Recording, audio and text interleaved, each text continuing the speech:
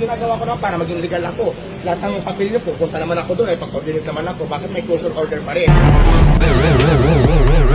Kung saan pa ba tayo lulugar? Nandiyan na, kompleto ko na. Yan lang naman yun. Diba ako wala akong inaano kasi rights yan taga-sitol tayo. Pero sana lang maging patas tayo. Kasi napapansin ko talaga ngayon, super ako lang lagi nakikita nyo. Sa totoo lang, wala nang, ano lang, street food vendor lang po ako, yun lang ang concept ko. Ang hirap din mag-provide ng puhunan.